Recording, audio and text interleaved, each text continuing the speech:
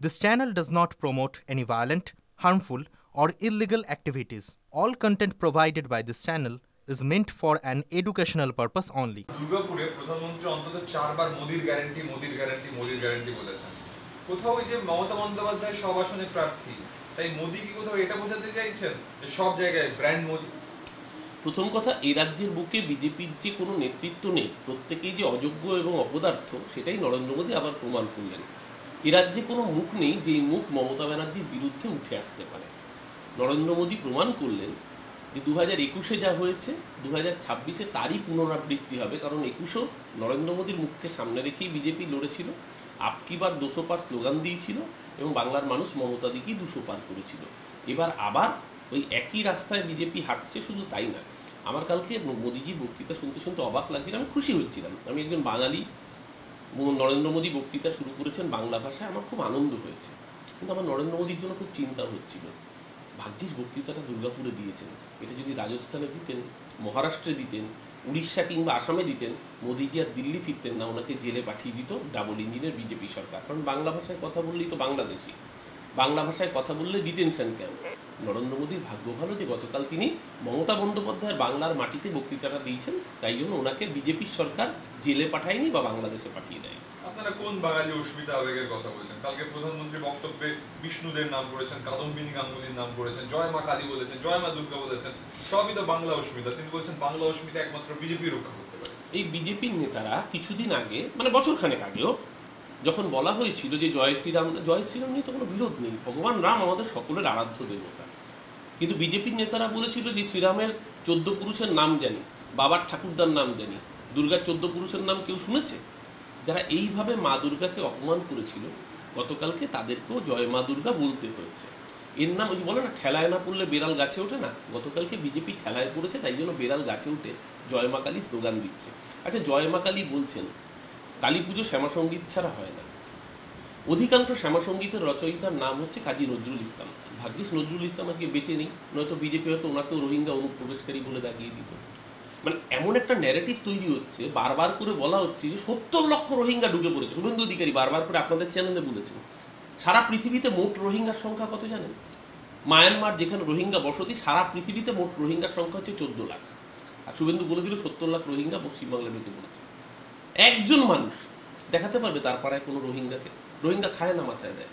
রোহিঙ্গারা সোমবার স্নান করে না, মঙ্গলবার ভাত খায় না, বুধবার আন্নিক করে, বৃহস্পতিবার দিন গুরুবার বলে রুটি খাবে না ভাত খাবে? কে রোহিঙ্গা কি খায় না মাথায় দেয়? এই যে একটা ন্যারেটিভ তৈরি করা, মানুষকে দেখলে বাংলাদেশি বলে দাগিয়ে দেওয়া, বাংলা ভাষায় কথা বললে, এর আগে কৈলাস বিজয়বর্গীয় বলেছিল পোহা খাতায় বাংলাদেশি। বাঙালি চিড়ে খায়, দই চিড়ে খায়, বাঙালি চিড়ে দিয়ে জল দিয়ে খায়, তার জন্য বাংলাদেশি। বাংলা ভাষা, যেই ভাষা দেশকে জাতীয় সঙ্গীত উপহার দিয়েছে জনগণমন, যেই ভাষায় বঙ্কিমচন্দ্র দেশকে জাতীয় গীত উপহার দিয়েছে বন্দে মাতরম, যেই ভাষা দেশকে প্রথম নোবেল পুরস্কার এনে দিয়েছে, যেই ভাষা দেশকে অস্কার পুরস্কার সত্যজিৎ রায় এনে দিয়েছেন, রামান ম্যাগসেসাই এনে দিয়েছে, যে ভাষা, সেই ভাষায় কথা বললে বাংলাদেশি। আমি আপনার কাছে একটা প্রশ্ন করছি, তামিলনাড়ুর অসংখ্য মানুষ তারা তামিল ভাষায় কথা বলে, অধিকাংশ মানুষ। শ্রীলঙ্কার অসংখ্য মানুষ তামিল ভাষায় কথা বলে। শ্রীলঙ্কার যারা তামিলনাড়ুর বাসিন্দা তাদেরকে শ্রীলঙ্কান বলা হয়। আমাদের দার্জিলিংয়ের বাসিন্দা যারা গোর্খা, তারা নেপালি ভাষায় কথা বলেন, তাদেরকে নেপালি বলে দাগিয়ে দেওয়া হয়। আজকে আজমল কাসাব 26/11 সন্ত্রাসবাদী, তার বাড়ি পাকিস্তানের পাঞ্জাব প্রদেশে, তার জন্য কি পাঞ্জাবিদের পাকিস্তানি বলা হয়? কেন বলা হবে? সেটা তো উচিত নয়। কিন্তু বাংলায় কথা বললে বাংলাদেশি কেন? এত বাংলা বিদ্বেষ কেন? কারণ ওরা বাঙালিকে অপছন্দ করে। বাংলার যে স্বাধীনতা সংগ্রামের ঐতিহ্য, বাংলার যে মেধা, সেটা তো ওদের নেই। ওদের কাছে আছে তো একটা মুচলেখা দেওয়া সাভারকার। তাই জন্য ওরা ক্ষুদিরাম বসুকে ক্ষুদিরাম সিং করে। তাই জন্যই সাভারকারের নামে মুচলেখা দেওয়া বিপ্লবীর নামে আন্দামানে সেলুলার জেলের নাম হয়, বাঙালি বিপ্লবীদের নামে হয় না। দেশকে প্রথম স্বাধীন সরকার উপহার দিয়েছিল দুটো সরকারই বাংলা থেকে এসেছিল, অবিভক্ত। একটি চট্টগ্রামের স্বাধীন সরকার, দ্বিতীয়টি আমাদের বাংলার এই বর্তমান পশ্চিমবাংলার তাম্রলিপ্ত স্বাধীন সরকার। এই ইতিহাস ওদের নেই। তাই জন্য বাঙালিকে অবমাননা করতে হবে, বাঙালিকে অবদলিত করতে হবে এবং একটা মিথ্যের ন্যারেটিভ বারবার করে চালাতে হবে। শ্যামাপ্রসাদ নাকি পশ্চিমবঙ্গের জন্মদাতা। কে শ্যামাপ্রসাদ ভাই? 1946-এর বিধানসভার স্ট্যাটিস্টিক্স বলছে। আমি চাইলে আপনাদের সামনে সেই স্ট্যাটিস্টিক দেখাতে পারি। বেঙ্গল প্রভিন্সিয়াল যে বিধানসভা, যার নির্বাচন হয়েছিল মার্চ মাসে, 17 থেকে 19 মার্চ নির্বাচনের ফলাফল দেখাচ্ছে কংগ্রেস পেয়েছিল 86টি আসন, কমিউনিস্ট পার্টি পেয়েছিল 3টি আসন, মুসলিম লীগ পেয়েছিল 113টি আসন, আর শ্যামাপ্রসাদের দল হিন্দু মহাসভা পেয়েছিল একটি মাত্র আসন। তাহলে একটি মাত্র আসন যে বিধায়কের হাতে রয়েছে, সেই বিধায়ক কি করে পশ্চিমবঙ্গকে ভারতে অন্তর্ভুক্তি করেন? একজন বিধায়কের ভোটে তো এটা হতে পারে না। সর্বৈব একটা মিথ্যেই হোয়াটসঅ্যাপ ইউনিভার্সিটির ন্যারেটিভ। সেদিনকে কংগ্রেসের বিধায়করা প্রকাশ্যে দাঁড়িয়ে তারা পশ্চিমবঙ্গকে ভারতবর্ষ অন্তর্ভুক্তির পক্ষে জোরালো সওয়াল করেছিলেন। এমনকি আমাদের সাথে কমিউনিস্টদের বিরোধ আছে, কিন্তু সেদিনকেও কমিউনিস্ট পার্টির মধ্যে 3 জনের মধ্যে 2 জন পশ্চিমবঙ্গকে ভারতবর্ষের অন্তর্ভুক্তির পক্ষেই সওয়াল করেছিলেন। শ্যামাপ্রসাদ পশ্চিমবঙ্গকে ভারতবর্ষের অন্তর্ভুক্তি করেননি। এটা একটা মিথ্যে, বেসলেস মিথ্যে এবং হোয়াটসঅ্যাপ ইউনিভার্সিটির তথ্য। একজন এমএলএর পক্ষে সম্ভব নয়, সংখ্যার বিচারে সম্ভব নয়।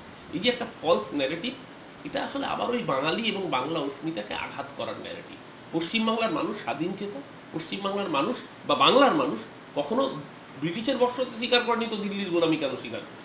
আপনারা বিজেপিকে একটা উগ্র হিন্দুত্ববাদী দল বলে দাগিয়ে দেন। শ্রমিক ভট্টাচার্য সভাপতি হওয়ার পর বারবার হিন্দু মুসলমানকে একসঙ্গে নিয়ে চলার কথা বলছেন। কালকে নরেন্দ্র মোদী একবারও হিন্দু হিন্দু করেন, কি বলছেন এসব?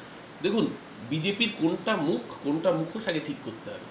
শুভেন্দু অধিকারী বলছে রাষ্ট্রবাদী মুসলমান বলে কিছু হয় না, বলছে মুসলমানদের চ্যাংদোলা করে, এমনকি এমএলএদের বলছে বিধানসভা থেকে চ্যাংদোলা করে ছুড়ে ফেলবে।